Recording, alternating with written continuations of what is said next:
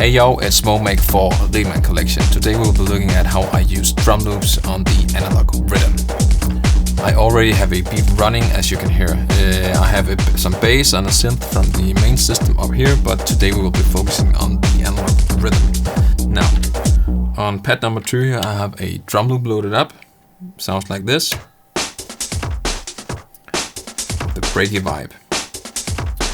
I would say before you upload your drum loops to the machine, you should trim them perfectly so they will loop continuously. This will help the process a lot. Now, the most simple way to do it is of course to have the drum loop running through the whole sequence, but that's no fun. So what you can do is you can divide the loop up into sections. You do it like this. If you on the rhythm you can hold down a step and then you can program on it. So for this drum loop I have selected the step number 1 and set that to start at sample start 0. Step number 2 is starting at 30, 3 is starting at 60 and 4 is starting at 90. So now we just have the whole drum loop running through the sequence, but I have it split up into segments, so I can now use the filter or effects to modulate the loop. So let's say I want to turn down the filter on the drum loop now. I now have the option to use the envelope on each segment. Instead of if you only have a single step running through, you won't be able to divide it up like this. And this gives some interesting options. Let's add an envelope as well.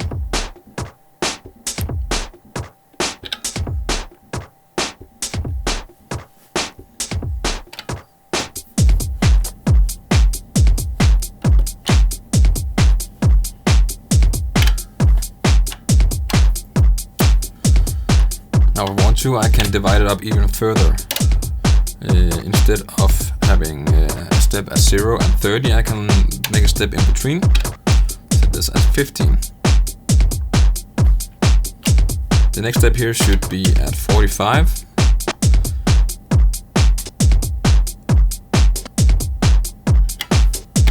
This should be at 75. This should be at 105.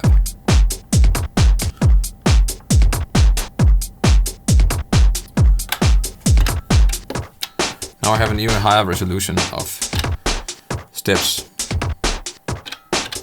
So if we take out the LFO,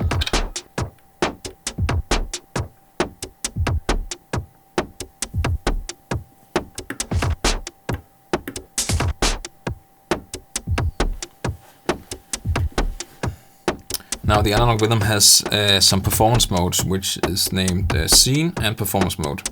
The scene mode lets you activate one scene that will then affect anything you program in the machine. And because we have now divided the loop up into steps, we can do some really interesting things with this. The way it works is I hold down the scene mode. I need to make sure I have selected the right track. Hold down the scene, hold down this. Oops, it was already programmed, sorry. And then I can say, let's make it a bandpass filter instead. Okay, now we have this scene programmed. So when I activate it, the bandpass filter gets activated.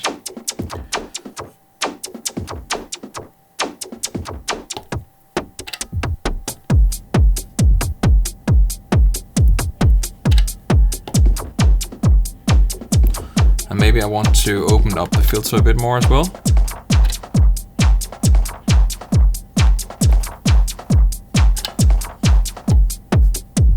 So now I basically have two versions of this loop. Some other interesting stuff you can do is if you program the starting point of the loop to anything. When you activate the scene mode, the loop will start at exactly that point. So you can use it to build breaks or just make a B-side or B pattern or whatever you want.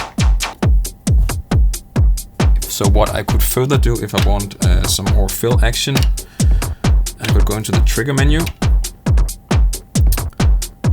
set this step to fill. I will set the starting point of disable to hit the snare as well. Copy this step, paste it out in between all the other steps. So now if I hit the performance or the C mode, I can now activate the fill mode with this button.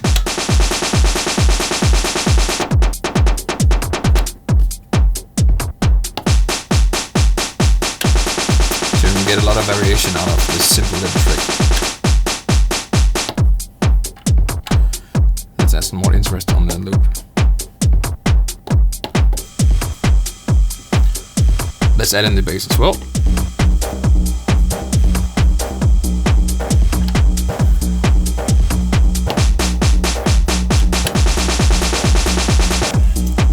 Yeah, it's an interesting little hack.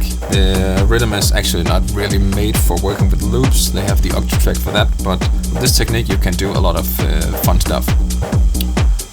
Now, one of the interesting things about this is that once it's all set up, you can quickly move to other beats if you have them loaded into your sample bank.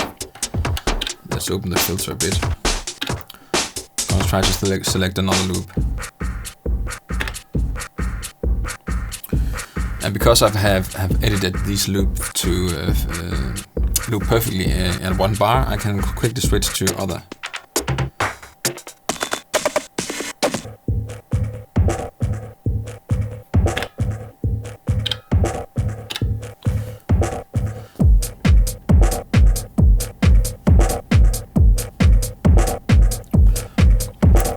And of course the C mode will work as well.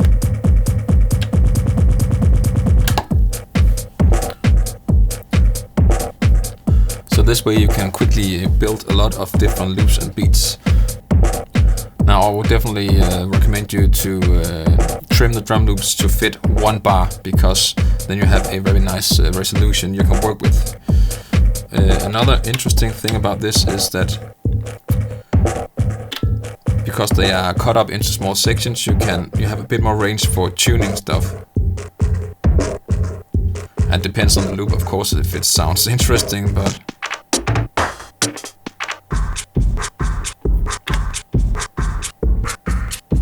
as you can hear, it keeps the tempo pretty much in sync. You can't go bonkers with it, but especially if you pitch things down.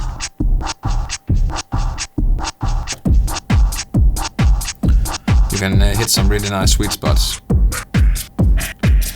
Once you start pitching up a bit, of course you will run into problems with the hi-hats or whatever is in the loop. But sometimes you hit something that you weren't expecting.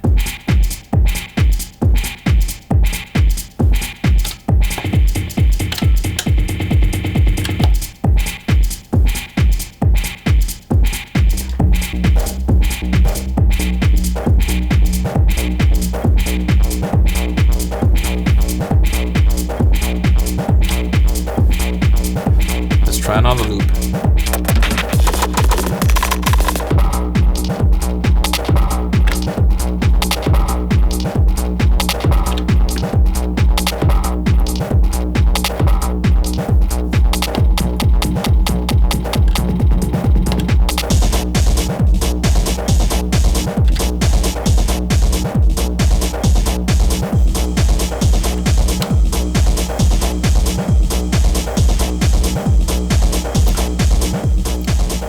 I think this is almost the perfect example of how limitations can help you spark your creativity and stumble upon new sounds or new beats, new ways that you haven't thought of before.